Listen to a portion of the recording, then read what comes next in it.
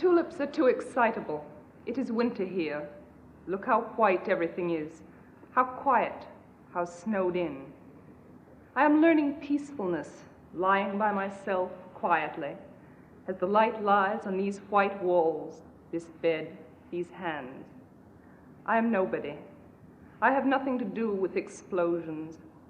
I have given my name and my day clothes up to the nurses, and my history to the anesthetist, and my body to surgeons. They have propped my head between the pillow and the sheet cuff, like an eye between two white lids that will not shut. Stupid pupil, it has to take everything in. The nurses pass and pass.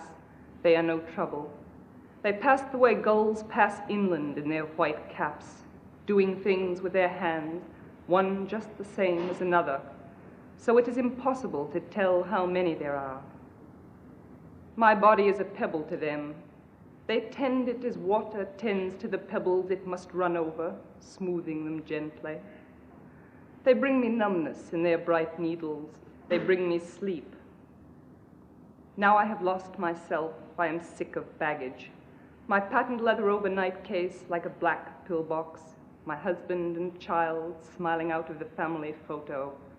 Their smiles catch onto my skin, little smiling hooks. I've let things slip, a 30-year-old cargo boat stubbornly hanging on to my name and address. They have swamped me clear of my loving associations.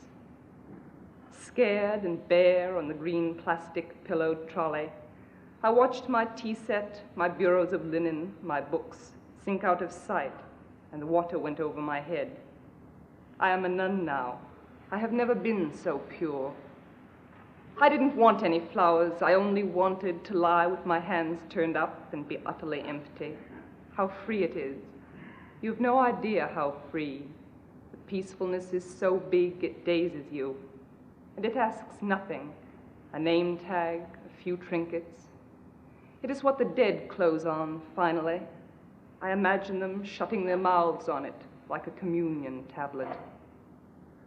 The tulips are too red in the first place. They hurt me. Even through the gift paper, I could hear them breathe lightly through their white swaddlings like an awful baby. Their redness talks to my wound. It corresponds. They are subtle. They seem to float, though they weigh me down, upsetting me with their sudden tongues and their color, a dozen red lead sinkers round my neck. Nobody watched me before. Now I am watched. The tulips turn to me and the window behind me, for once a day the light slowly widens and slowly thins, and I see myself, flat, ridiculous, a cut paper shadow between the eye of the sun and the eyes of the tulips, and I have no faith. I've wanted to efface myself. The vivid tulips eat my oxygen. Before they came, the air was calm enough, coming and going, breath by breath, without any fuss. Then the tulips filled it up like a loud noise. Now the air snags and eddies round them, the way a river snags and eddies round a sunken, rust-red engine. They concentrate my attention that was happy, playing and resting without committing itself. The walls also seem to be warming themselves. The tulips should be behind bars, like dangerous animals.